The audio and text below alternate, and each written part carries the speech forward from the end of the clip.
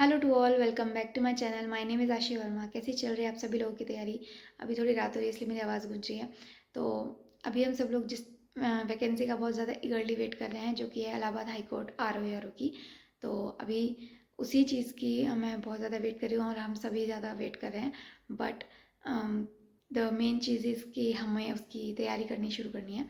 तो मैंने इस तैयारी को शुरू करने के लिए एक छोटे से चैलेंज को स्टार्ट करने की कोशिश की है। मतलब मैंने सोचा है कि मैं एक चैलेंज स्टार्ट करूँगी, जो कि होगा 7 डेज 7 आवर चैलेंज। मतलब अब से लेके आगे के 7 दिनों तक मैं एक एक पूरे टाइम टेबल के अकॉर्डिंग चलूँगी और उसको आपके साथ शेयर भी करूँगी, जिसमें हम डेली 7 आवर निकालेंगे पढ़ाई के लिए। और कोशिश करूँगी इससे ज़्यादा भी हो जाए, बट मिनिमम 7 डेज तो होने ही चाहिए। मतलब स्टार्टिंग तो 7 डेज से 7 आवर्स से हम करेंगे, और उसके बाद धीरे धीरे जब डेट आएगी और एग्ज़ाम पास आता जाएगा तो ऑब्वियस सी बात है कि ये घंटे बढ़ जाएंगे। ठीक है, तो मैंने अपने लिए एक टाइम टेबल बनाया है जिसे मैं आपके साथ शेयर करूँगी, और उसके अकॉर्डिंग हम अभी आगे के 7 दिन तक चलेंगे और फिर देखते हैं कि कितना फ्रूटफुल रहता है। और अगर ये अच्छा रहा तो हम आगे भी इस चीज़ को कंटिन्यू करेंगे। ठीक है, तो अभी ये जो मैंने अपना टाइम टेबल बनाया है, ये मैंने अपने अकॉर्डिंग बनाया है, जैसा कि मुझे सूट करता है। ठीक है, ना तो मैं एक ऐसी पर्सन हूँ कि मैं बहुत जल्दी सुबह उठ जाऊँ, जैसे कि 4 बजे या 3 बजे भी कुछ लोग उठ के पढ़ते हैं। तो मैंने एक दो बार ट्राई किया था 5 बजे से पढ़ना, बट मुझे वो ज़्यादा सूट नहीं किया, क्योंकि मैं वो नींद कहीं ना कहीं दिन में पूरी कर रही थी, तो उतना मुझे वो फ्रूटफुल नहीं लगा। और मैं ऐसे भी नहीं कर पाती हूँ कि मैं रात में बहुत देर तक पढ़ रही हूँ, 3 या 4 बजे तक पढ़ रही हूँ रात में, वो भी मेरे से नहीं हो पाता है। तो मैंने अपना टाइम टेबल अपने अकॉर्डिंग बनाया है, तो आप भी अपने जैसा जैसा आपको सूट करता है, जैसे भी आपको पढ़ना अच्छा लगता है, उस अकॉर्डिंग आप अपना टाइम टेबल बनाना। और आपको बस मैं इसलिए इसको शेयर कर रही हूँ आपके साथ, ताकि आप इससे कुछ आइडियाज़ ले सको, हिंट ले सको, या जो भी है ना, अपनी तैयारी को स्टार्ट करने के लिए। और इस चीज़ को मैं इसलिए शेयर करती हूँ ताकि मुझे एक रिस्पॉन्सिबिलिटी रहती है कि जब मैंने इस चीज़ को आपके साथ शेयर किया है कि मैं ऐसा ऐसा फॉलो करूँगी, तो फिर मुझे एक रिस्पॉन्सिबिलिटी रहती है कि हाँ, मुझे वो करना ही है। ठीक है, तो इस वजह से मुझे अच्छा लगता है कि मैंने कोई चीज़ शुरू करी है तो मैं आपके साथ उसको ख़त्म करूँगी, और इससे आपको ये चीज़ रहेगी कि आपको मोटिवेशन मिलता रहेगा कि हाँ, हम भी इस तरह से कर सकते हैं। आपको कुछ आइडियाज़ मिल सकते हैं। ठीक है, और साथ में हम टाइमर लगा कर पढ़ेंगे, तो इससे क्या होगा कि मैं पूरे दिन में जितने भी घंटा मैंने पूरा पढ़ा है, वो पूरा टाइमर आपके साथ शेयर करूँगी। और जो भी मेरे पूरे दिन के घंटे रहेंगे उसके साथ फिर आप अपना भी कमेंट्स में मुझे शेयर करना कि आपने पूरे दिन में कितने घंटे पढ़ाई की। तो इससे हम अपने अपने जो घंटे हैं उनको कंपेयर कर सकते हैं कि एक दिन में हम कितना ज़्यादा से ज़्यादा पढ़ सकते हैं। ठीक है, अभी स्टार्टिंग है तो मैंने सोचा कि मैं ये 7 आवर का तो कम से कम मिनिमम रखूँगी। तो आपके साथ मैं शेयर करती हूँ कि मैंने कैसा टाइम टेबल बनाया है, मैंने क्या क्या सोचा है उसके साथ करने का। और फिर आप मुझे बताना कि आपको ये कैसा लगा और आपने इसके साथ अपना ना क्या क्या टाइम टेबल बनाया है। तो चलो शुरू करते हैं। तो ये है मेरा वो 7 डेज़ का पूरा टाइम टेबल, जो कि मैं अभी आगे फॉलो करने वाली हूँ। मैं आपको एक बार धीरे जल्दी जल्दी इसको एक्सप्लेन कर देती हूँ कि मैंने क्या क्या बनाया है इसमें। तो ये है मेरे डेज़, जो कि 1 2 3 4 इस तरह से 7 डेज़ का रहेगा। और यहाँ पर मैंने इसमें लिखे हैं सब्जेक्ट। देखो मेरा ना आगे जितना भी जब तक भी पेपर आएगा, तो ये दो चीज़ें जो हैं, करंट अफेयर्स प्लस टाइपिंग, ये दो चीज़ें जो है ना वो मेरी कंसिस्टेंट ऐसे ही चलती रहेंगी। ये तो क्योंकि लगातार पेपर वाले दिन तक भी इतना इतना रहेगा ही। ठीक है, ये 3 सब्जेक्ट्स जो बीच में है ये धीरे धीरे करके बदलेंगे। ठीक है, तो अभी मैंने जो शुरू से स्टार्ट किया है वो है कि सबसे पहले मुझे जो 2 घंटे निकालना है वो है करंट अफेयर के लिए प्लस इंग्लिश के वोकैब के लिए। ये दोनों चीज़ें मैं कहीं यूट्यूब से ही कंप्लीट करूँगी। ये करंट अफेयर मैं नेक्स्ट एग्जाम से देखती हूँ। नेक्स्ट एग्जाम में एक चैनल है अच्छी करंट अफेयर, मुझे उससे लगती है तो मैं उससे पढ़ती हूँ। आपको जिससे भी अच्छी लगे आप उनसे पढ़ सकते हो।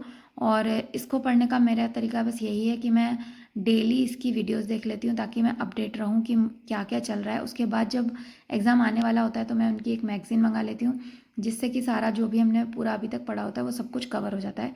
एक साल का हमें जिस भी हिसाब से जितना भी लेना हो वो इसमें हो जाता है कंप्लीट। तो इस तरह से मैं करंट अफेयर करती हूँ। प्लस इंग्लिश की वोकैब के लिए एक तो मैं ब्लैक बुक से पढ़ूंगी वोकैबलरी, और साथ में एक कोई द हिंदू का एडिटोरियल होता है, उससे जो लेटेस्ट वर्ड्स आए होते हैं वो कवर हो जाते हैं। ठीक है, तो ये 2 घंटे मेरे सुबह के इसके लिए रहेंगे, 8 से 10 वाले।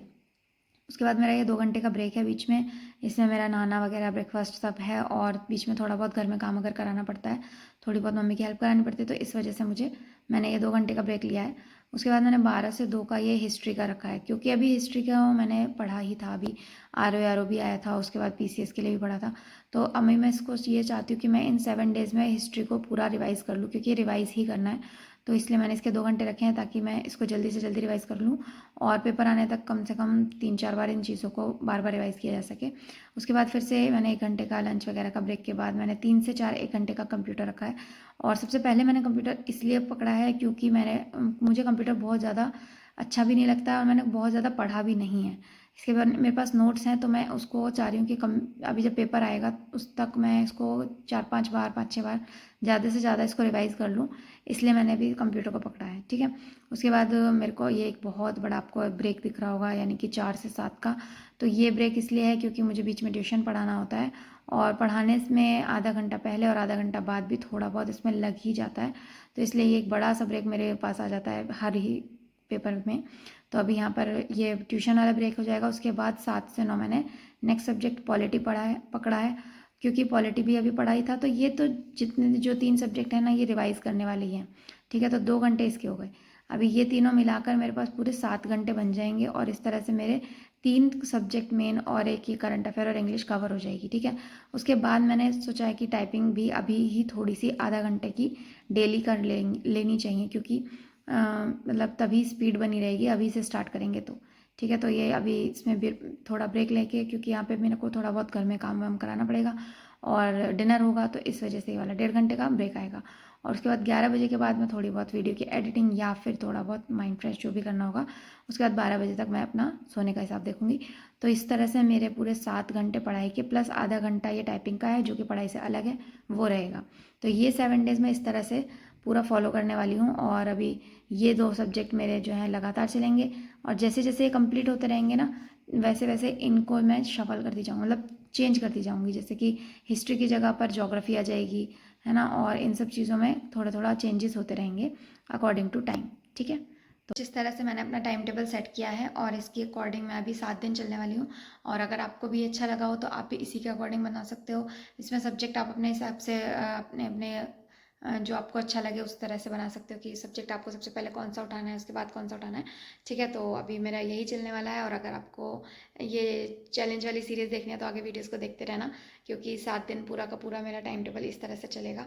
और जैसा भी होगा मैं आपको आपके साथ शेयर करती रहूँगी विद टाइमर। ठीक है, तो स्टे ट्यून्ड, मिलते हैं नेक्स्ट वीडियो में जब हम इसको स्टार्ट कर देंगे। Till then bye bye.